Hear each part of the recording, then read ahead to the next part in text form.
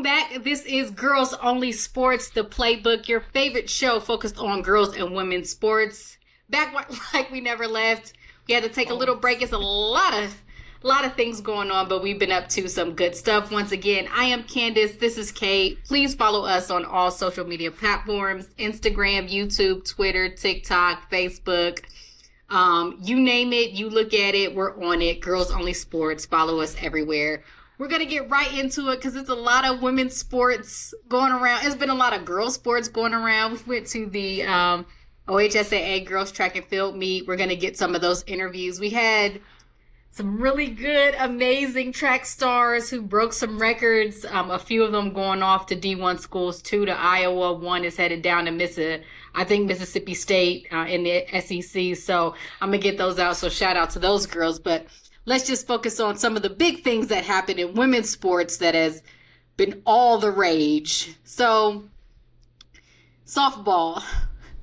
Mm-hmm. Are we bandwagon? We was bandwagon, and we was bandwagon. We was bandwagon.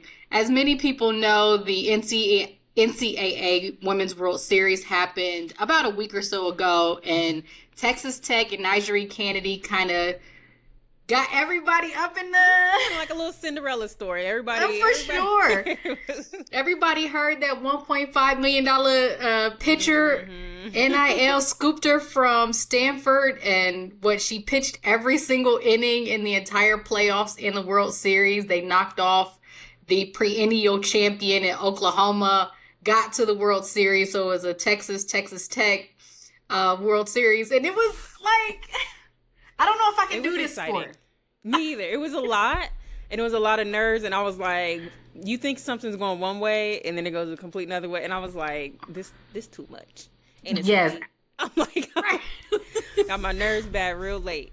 Right. For people to just hop in, it was just, to get into the softball mindset was just incredible. So Texas won the Collegiate World Series. They won it in 3 games. They were able to kind of withstand Nijaree for 2 games, and then that third one, they start unleashed. They start clocking it everywhere. Yeah, they were prepared, and they was like, we top dog. Absolutely, because it was just like, we see you pitch almost 2 days in a row, because they play back to back to back, and they were just ready to go. So shout out to Texas being able to capture the softball national championship. And then once again, shout out to Texas Tech and Nijaree Canady. Sometimes, like, in all sports, you need that player, you need that story, you need that team that kind of captures everything. And that's what she did. And it got us all excited into got the world what's happening. This is one moment for all eyes to be on a sport, and a women's sport these days. So that was that moment. And I'm glad that the World Series got the women World Softball World Series got a lot of attention this year. Oh, for sure. And they did massive numbers too. I believe like 2.2 million people were watching, even, before it got to the World Series stage. Yeah. So seeing them able to keep up that kind of momentum for softball, it'll only increase next year.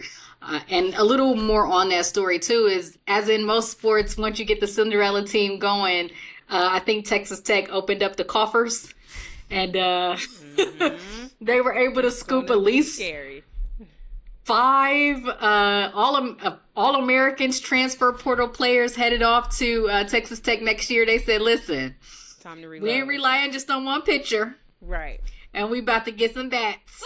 Yep. And it looks like they're going to try to come from the crown again next year. I think one of the great things about it, too, was that they've re-signed Nijaree to that NIL deal real quick. Right. No hesitation.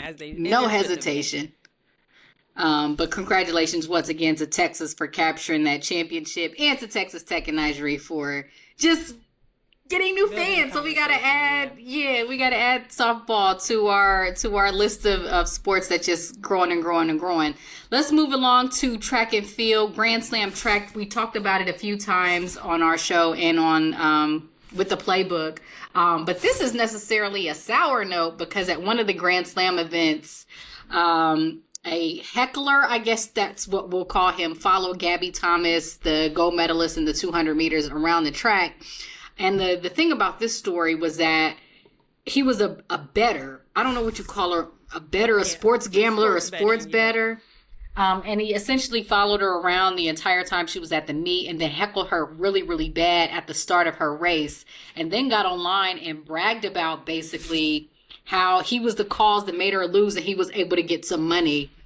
So Grand Slam track is going or trying to find ways to ban him. But I thought the story with this was that FanDuel banned him from actually betting on any more track meets and stuff like this. So what are your kind of thoughts on, when they legalize sports betting, and we know fans can get unruly, but when money and all this stuff comes into it, I understand players do get heckled sometimes, but this was so far over the line, and then mix it in with betting and it can impact players' performance.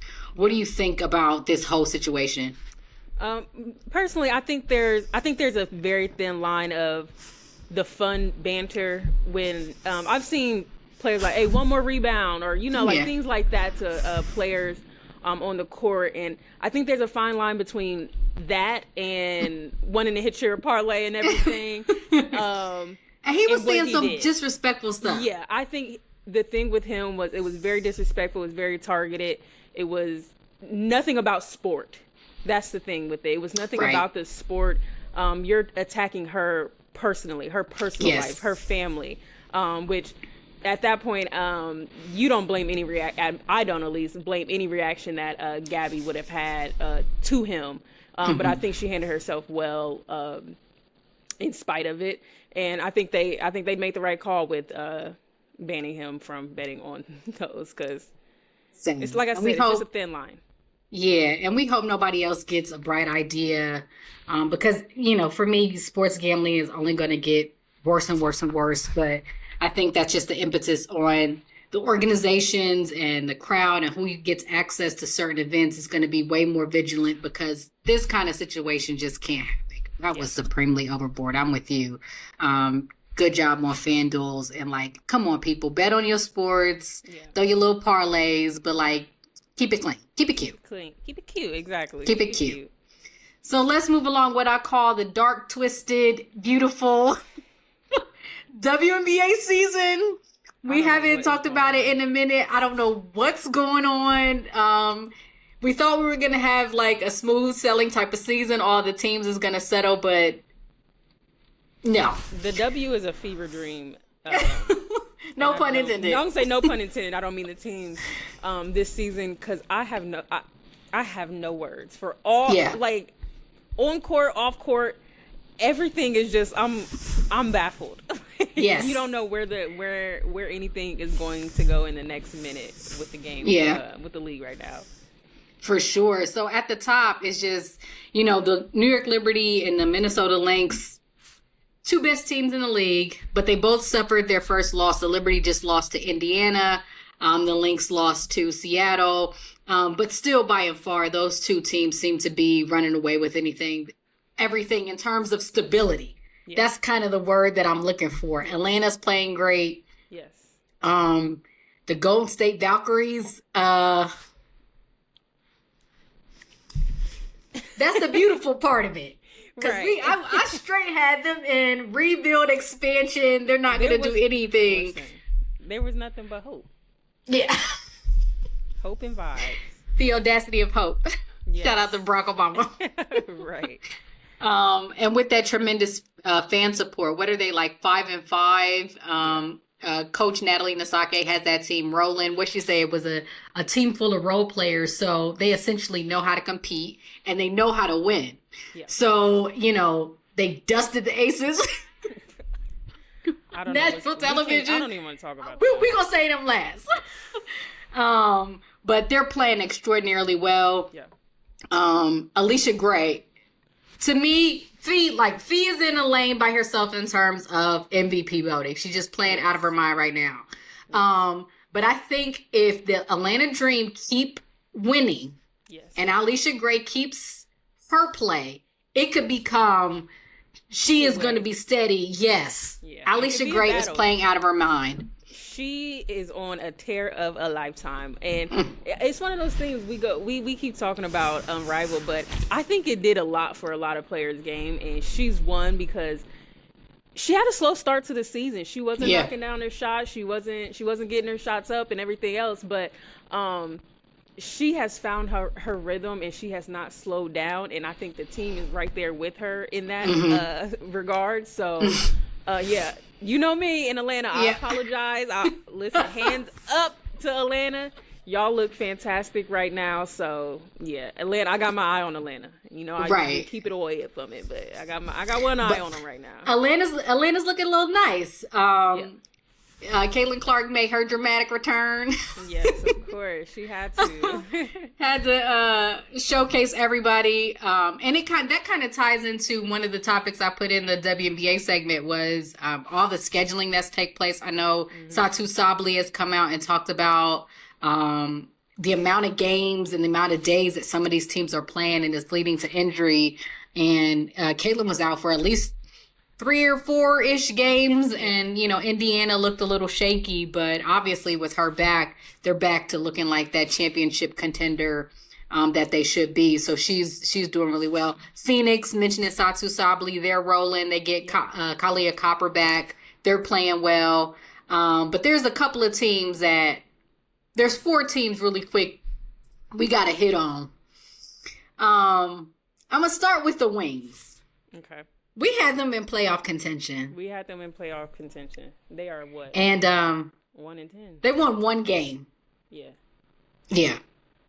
I'm not going to put this on the players. Yeah. I hate to go down the social media route into figuring out what's wrong or who's to blame, but I do think that there was a decision made for the head coach that is proving to be not necessarily the best one. I think he is a bit outmatched and in over his head. They have way too much talent on that roster to be one in, I don't have the record in front of me, but to only win 1 game starting out, that's unbelievable with that kind of talent. Unacceptable. And again, it's not like the players are playing bad. Anybody that you expect to be showing up is showing up. It's just, and Paige was out a couple of games. Yeah. Yep. And it's just something in the team that's just, it's not working. It's not working. And I listening to Angel Reese's podcast, there was some alluding during Lisa Leslie's interview that, she interviewed for a couple of coaching positions, and Dallas possibly being one of them. And I hate to say it, but it's just one of those situations. You get a franchise, you get the number 1 pick. You had Lisa Leslie come in for an interview, and you give it to a coach who may have been around women's basketball, but didn't necessarily have that storied, successful resume history to be able to carry that kind of franchise. And he just, like we said, looked way over his head. Yeah. And I'm putting that squarely on, sorry, Kurt Miller, that's your decision. And, doesn't look good. That's on the coach. Yeah. The Chicago Sky, I think it's a lot of things. One, shout out to Courtney Vandersloot. It was heartbreaking to see a legend having to go out with that kind of injury, an ACL tear. And this is year 15. So, hopefully she can come back for another year. But if not, thank her for what she's done for women's basketball. But even with Courtney Vandersloot on the team, and yes, it was going to take a while for them to get settled. Something is just not it still wasn't meshing. I don't know what it is, because again, Angel's playing big. Angel's having incredible games. She just had her first triple double. Yeah, she out there looking elite. She's not playing with y'all right now. I think Camilla still. I would like to see her get some more touches, easy baskets down low, and then. I don't know what it is. Chicago played really well last year. Like, they competed at some points in these games. I think, especially when they played some of the bigger teams, and that score got to be 20-point leads and 25. It's just like they played with a lack of belief. Yeah. And the players they have on their team, especially Angel, like, they fuel off of the competition. And if you don't have it, you're not going to get her best. Right. And I think something needs to spark within that team. And I kind of do think Ariel Atkins taking up for Angel during that press conference, even though they probably had that relationship behind the camera or behind the scenes, her bringing that out and speaking up for her and saying, look, the young lady's crown is heavy, and letting them know that, you know, we're all on her.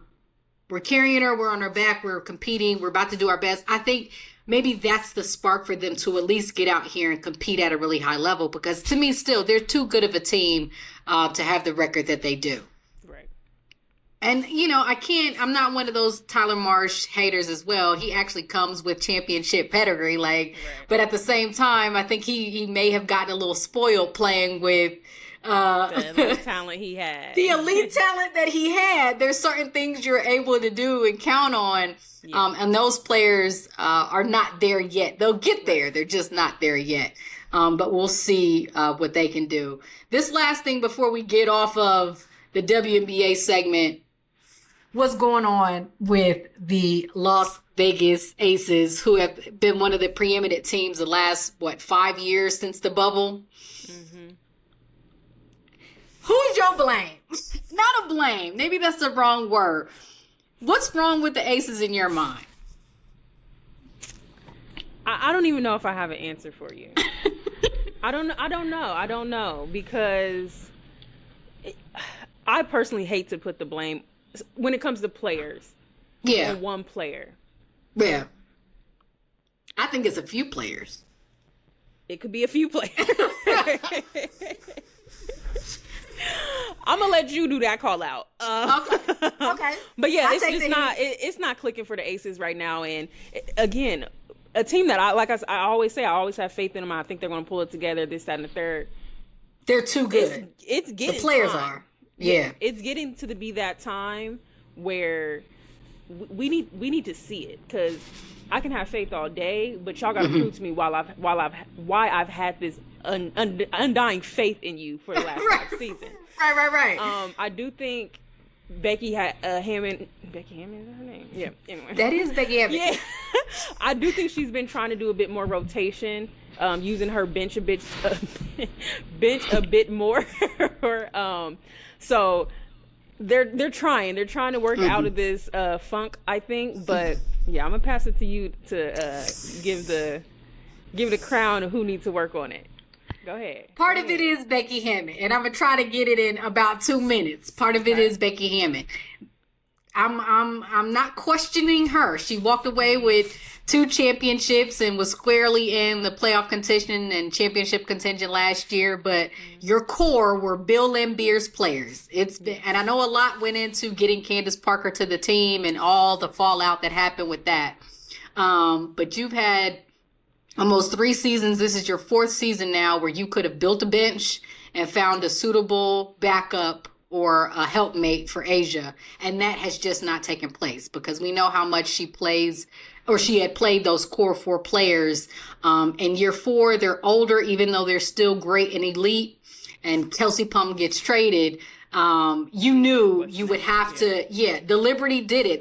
They're getting role players that's taking the pressure off of Stewie and JJ, so they don't have to contribute every night. The same thing that's happening in Minnesota. They're actually building teams and rosters, Indiana, to beat you. Yeah. And you're the one team that just necessarily didn't find the type of talent you needed to still make you able to compete at a high level. Joel Lloyd, I'm going to need you to lock in.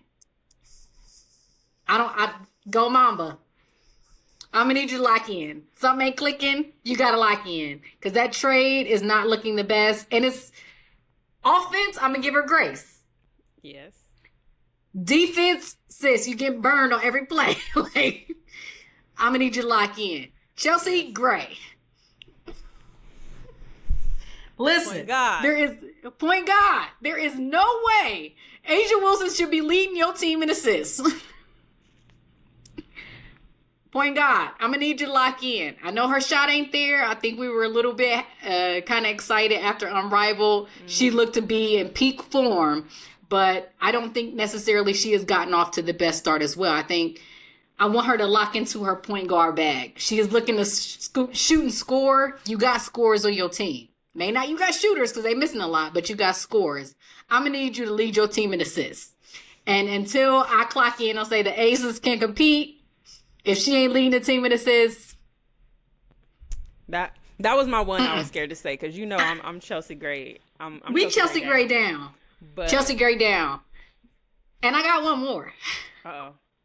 The big dog in the middle. Sorry, 22. Ooh. 22. I ain't want to do it. The apostrophe. Listen, I know you've been playing at such a high level for the last 5 years. You ran off 3 MVPs. We're so used to seeing you playing at a high level where anything unlike that we think is, oh, she's struggling. Like you're leading your team in points, assists, rebounds, and blocks, and probably steals too. Yeah. So you doing what you do. But there is no way a team with you on it should be looking like this. To get blown out by Seattle and to get blown out by the Valkyries. I know heavy is the head that wears the crown. Yes. Asia, that is your organization, sis. I don't know if you need to cuss everybody out. And I know you can cuss. And you getting your rest. And you making sure everything is together so you can come back strong. But 22... 22. Yeah. I know you carrying that organization on your back, but It's time for more. It's time for the cape. She got to put the cape on. Yeah. We need superhuman. We can't. I'll say this. I don't disagree with nothing you said. Right, I'm with that. I'm gonna leave it at that. You ain't said a lie yet. That's all I'll say. Like I said, I'm gonna still have my faith, but the Aces, y'all better tighten up. But all the Commissioner Cup stuff is happening and going on, so it should be really fun seeing which teams come out of that. It's probably going to be Lynx, Liberty, whoever wins. Maybe Atlanta squeaks in there. Maybe Indiana is able to make it as well. So we'll see what happens with that. A lot of international players are now out, so you see a lot of shifting with the rosters, but lock into this beautiful mess that is this WNBA season. Right. And before we get out of here, we want to do a shout out in our She Did That segment. We got 2. I'm going to throw one in really quick. Shout out to Allie Quigley. She announced her retirement. Although she hadn't played in the last couple of years, again, one of those ones who just put in work when nobody was paying attention. One of the best point guards, shooting guards. I think she won 3 or 4 3-point contests in the WNBA All-Star Game. So she should come out of retirement just to shoot one up in Indiana. Right. Her, Allie, Sabrina, and Caitlin, like, come on, like make it prime time. But she announced her retirement, so congratulations to her. But Coco pulled it off. That girl in the French Open. No more, they was kind of hating on Coco a little bit, talking about she was a one slam wonder. No more. She walked into Roland Garros and walked away with the French Open, which was a really good, tight, intense match. 7-6, 6-2, 6-4. The conditions were really windy, but she was able to just lock in, and that's all I can say. When it was time to come up with big points, she got them. When it was time to not make mistakes, which was, a large part of it, and unforced errors, she kept them all the way down. But, Coco is everyone. We're kind of rooting for her to see how little she was. And then to see her win the U.S. Open and then now the French Open. But as usual with women's sports these days, not without controversy. So our She Did That was with Coco. But her opponent, Sabalenka, had a press conference where she wasn't that necessarily gracious. At the end, saying that, the unforced errors part was cool, and it was like, she didn't beat me, I lost today. Look, I can get with that. Look, I grew up on Venus Serena Williams. They ain't never lost to nobody. They beat themselves. So let's tamper down that. But when she said that, the person she beat in the semifinals would have won, that's where everybody was like, ooh. So what do you kind of think about the gracious, like, I didn't think it was that controversial to me, but what did you think about the whole controversy with the post-game press conference? For me, it was just unnecessary. Yeah. And I think you have to take into account Coco is 21? Is she even 21 yet? 19? like this is a young girl, and like Yeah, you're tearing her down, and you're saying somebody else could have beat her.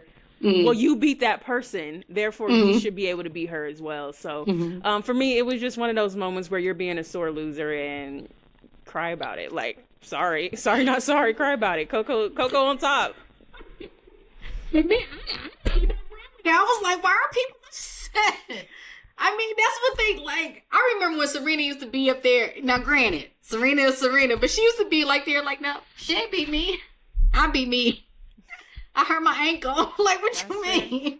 That's Like, my thing. I think people's problem was she blamed conditions, she blamed this, and then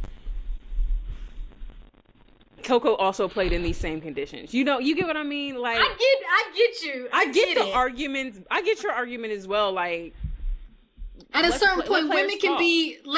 let them be sore losers. Like, everybody is not gonna have the perfect quote, perfect response. Like, you're obviously mad and devastated, and it's like, I can see if it was like one of those situations. Even though Coco's young, I don't know how old Sabalenka is.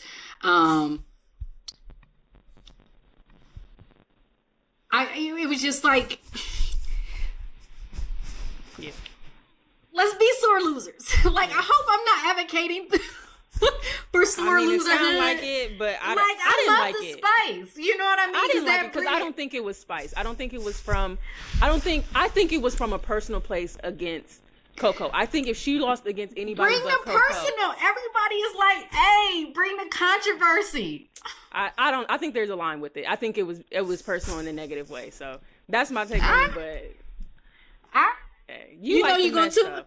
I sure do, because the next time they play, I want it to be prime time. So Wimbledon is coming up. So hopefully we get golf Sabalenka final once again, and we get to see all that animosity play out. Yeah. But as always, keep up with us on Girls Only Sports, the Playbook, for all of your women's girls sports news. We're going to have a lot of content coming up and pushing out really soon. Once again, follow us on all social media platforms: Instagram, YouTube, Twitter, TikTok, our website, anywhere you know it. Click it. Girls Only Sports. Once again, I am Candace. This is Kay, and we are Girls Only Sports.